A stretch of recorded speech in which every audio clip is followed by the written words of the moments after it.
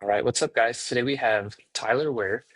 I met him a couple months ago at an owners club retreat in Boston, and he has a pretty unique story. So I wanted to bring him on today, um, so people can learn about what he does, how he got out of the corporate world, um, and how he's built.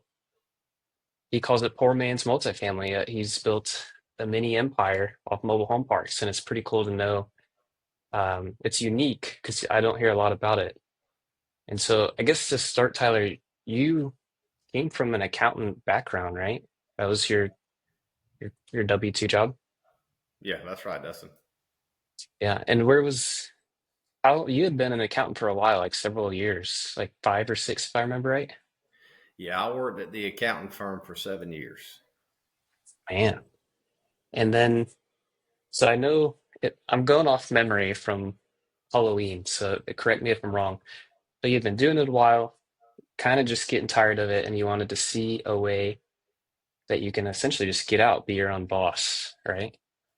Yeah, I kind of found real estate. It's kind of funny through Dave Ramsey, which is ironic now because I didn't have any debt then, and I have quite a Yeah. bit now. Yeah. Uh, but that's kind of how I got into real estate, and I wanted to get out of that office job. Yeah. And Yeah. I just kind of seen that even the partners that had been there for years, they were still working 50, 60, Yeah. 70 hours a week sometimes. And so it was never going to go down. And I didn't want to be stuck in an office like that or working that kind of job forever. Yeah. So I'd like to start just briefly touch how many you have currently, but then more so focus on how you started, like what your first deal looked like. Because right now you have a pretty, share what you're comfortable with, but you have a pretty attractive cash flow per month, right? Just from the mobile home part. Yeah. So right now we own 5 parks, and that's about 150 lots or pads, however you want to say it. It's a mix of rental homes, which are park owned homes, and tenant owned homes where they just rent the land from us. I like to carry a mix. We're fairly heavy in park owned homes because that's just um, around South Georgia. That works pretty well. A lot of people like to rent mobile homes. And out of that portfolio of 150 pads, we're cash flowing close to 50,000 a month. Yeah, that's awesome. So again, anyone that wants clarification, his cash flow is his net, like after his costs, it's 50,000 a month from 150 mobile home park pads, which is a blend of like lease option, seller finance, and then just rentals, right? It's like a just a mixture. Yeah, It's that's okay. right. Yeah. Some of the houses we just hold as straight rentals. One of the parks we do sell them off as rent to own or lease options, where we'll carry the note and the tenant makes the payment to us, and if they fulfill, at the end of the term, the house will be theirs, but they'll always still have to pay us the lot rent because we still own the dirt. We're only selling the homes, which are kind of personal property, like a car. They have a title just like a car. Man. All right, so let's rewind a little bit. How many years ago was Tyler an accountant? He's sitting at his desk and he's looking at that first deal. Where he's like, I don't know, Dave Ramsey, he wouldn't want this, but I'm thinking about it. What did that deal look like? How did you find it? Well, I didn't own any rental property 4 years ago. So um, my the first real estate transaction we ever had was we bought some land and like a repossessed double wide that we renovated and moved in and did like a live in flip. That's where we lived for a few years after me and my wife got married. And then we took that and on the Dave Ramsey plan, we paid it down, paid it off. I didn't really have any debt on the repossessed house because I'd saved up some money to buy it. And we financed the land. So we paid the land off. And then in 2020, we had my daughter. Well, I guess right before that, we decided to buy another house. We became realtors because when you want to get into real estate, you think you need to become a realtor. So we did that and made a little money doing that, me and my wife, and took that money and found a property off the MLS. It was a house in 40 acres, but it needed a renovation. So we bought that and just conventionally put 20% down. and took and got a line of credit on my paid off property to use to renovate the house we bought that we were going to live in. So we renovated it and moved in basically. And the day we had my daughter, which was August of 2020, we closed on the sale of our basically the live in flip where we lived at the mobile home and land. So they actually had to bring the papers, because it was COVID. So you couldn't get in, nobody could come up there. So I had to find a nurse that was a notary, and they had to bring the papers up to the room, and I had to sign them. So that day we sold that house, and then I bought my first rental property 4 months later. Mhm. It was a small 4 unit mobile home park that I made a five. Cool. So what changed? What shifted in your mind? Because you said you emphasized Dave Ramsey was what you studied before, followed. What was it that made you go like make that transition and take on some leverage and expand your family's assets? Well, when you look back, I don't know about everybody else, but I wasn't in terrible debt following Dave Ramsey. I wanted to learn how to get wealthy. And Mhm. so that was just kind of the avenue that I found. And a lot of what he said made sense, but I found real estate through him. I heard him talk about that. Through that, I found bigger pockets and I just devoured all those podcasts. And that's where I really learned anything at first about real estate. And that's what made me change and know that I wanted to, I knew I was going to take on leverage um, in a smart way that made sense to me and grow because I wanted to leave my job. And that's how it all started. It was, I need to, I didn't want to work there forever. I wanted to get financial freedom. I wanted to be able to leave my accounting job, and I had to get my wife out of her job first. That was the first thing. She went to school to be a teacher. She didn't want to do it. So we got her out of her job first. She's a designer now. And then through that, the rental properties, I was able to leave my job finally. But that's how it started. And that's why I decided I had to take on debt because I didn't have time, to save up all the money in order to do it. I had a certain time frame I wrote down that I wanted to.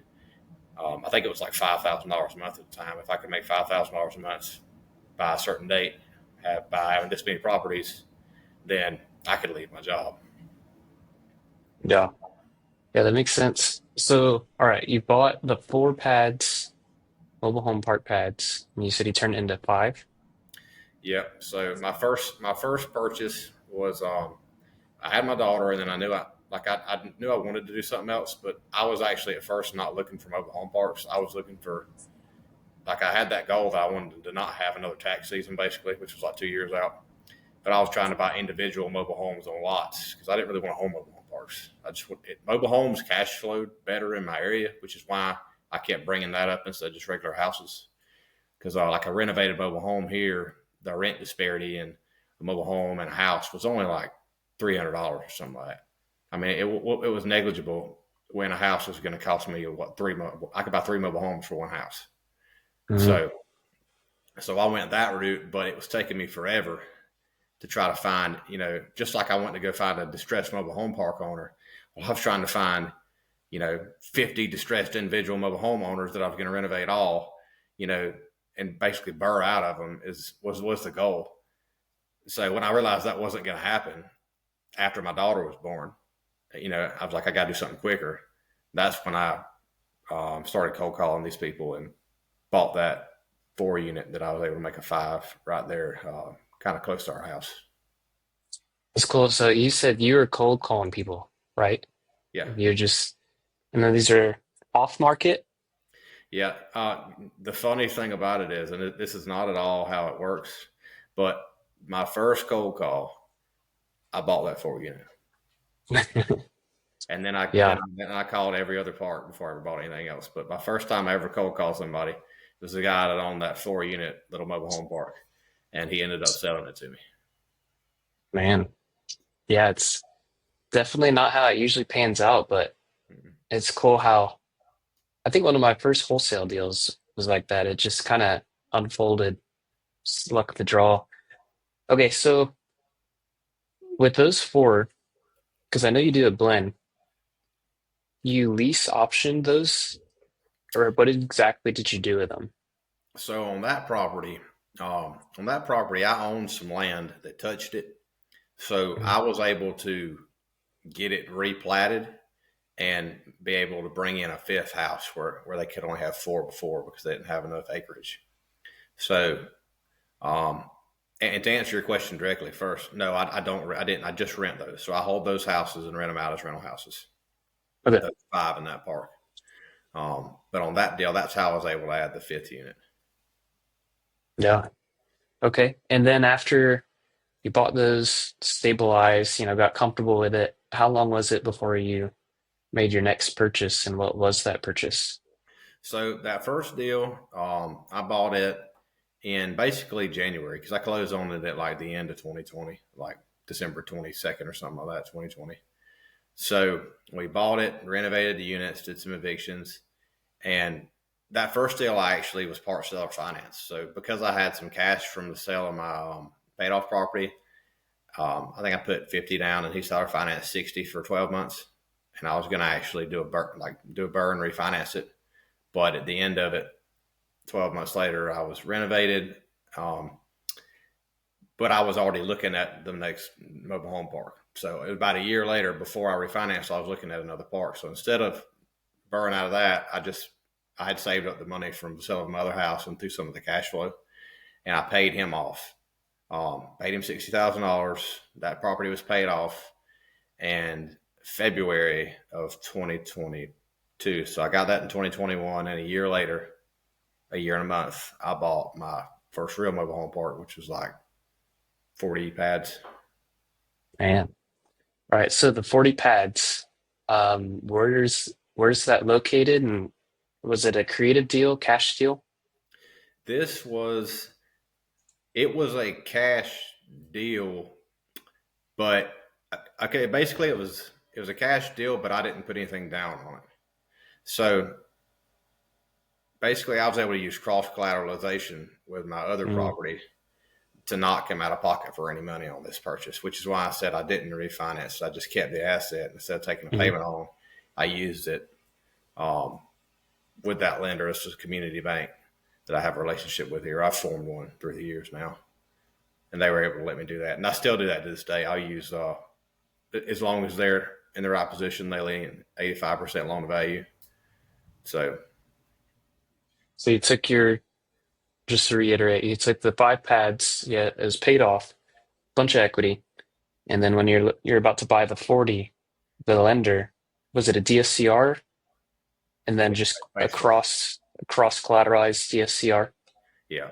That property, I bought that property for 110, and I think I put about 40 in it, so we're like 150.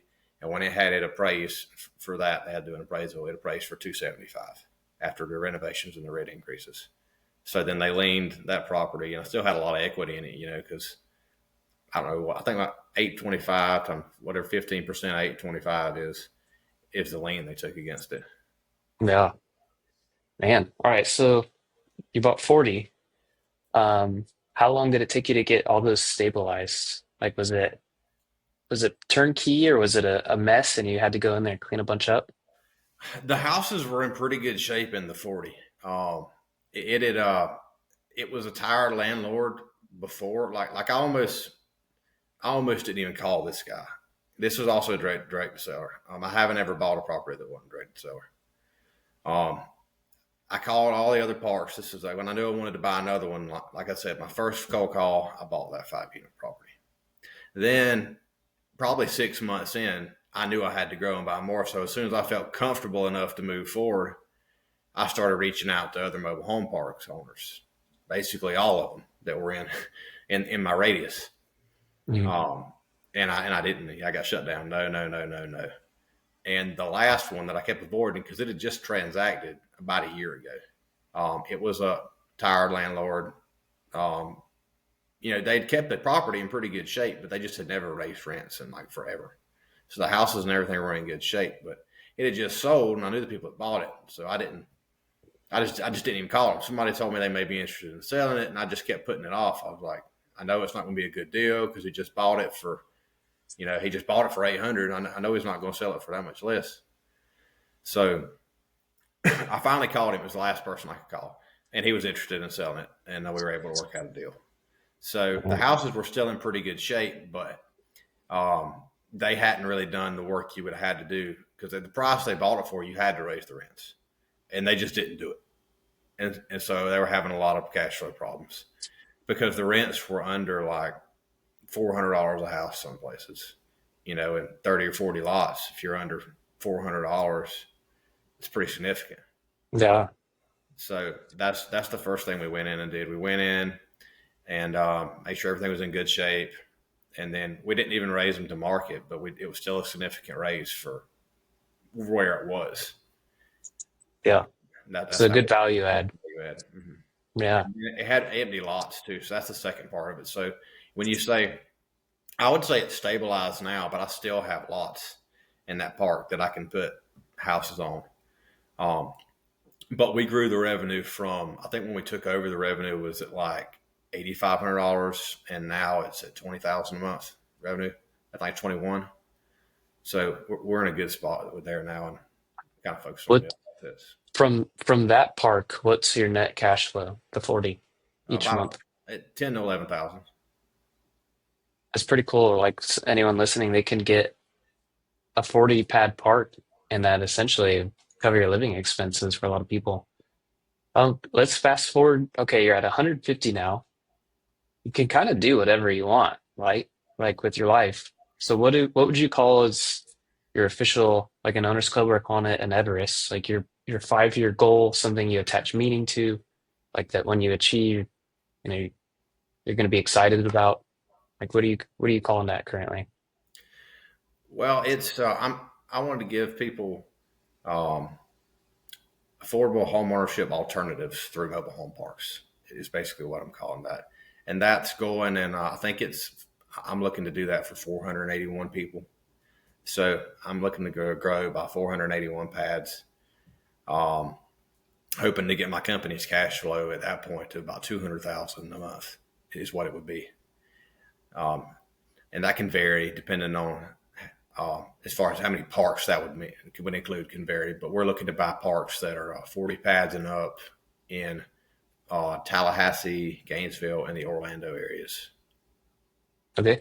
So let's say there's someone in sub two or anywhere that listens to this and they wholesale already and they're like, all right, I want to send Tyler a deal, get paid.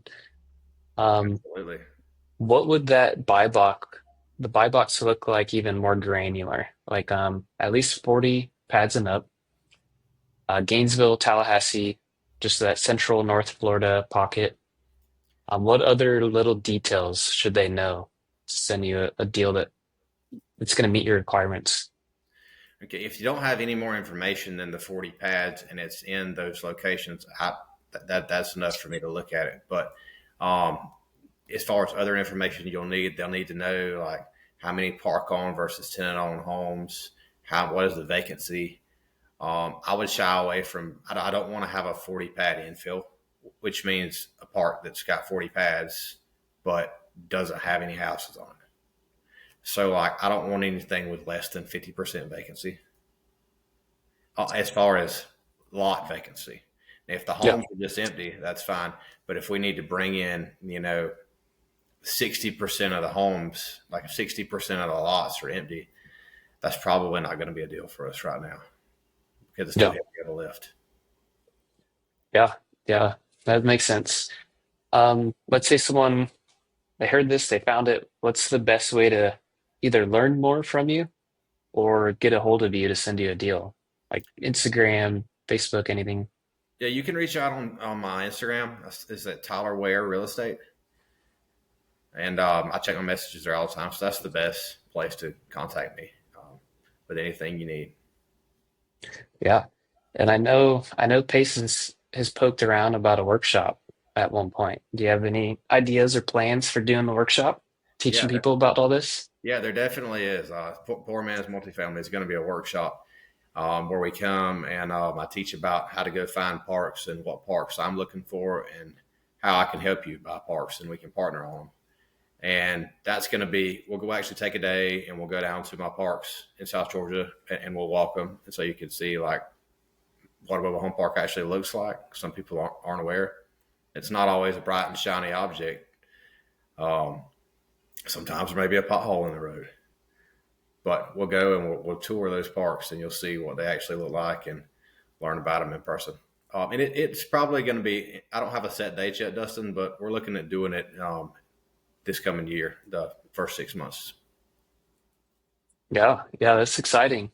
There's a good chance I'll go. I mean, you're just a couple hours north of me, so Come on.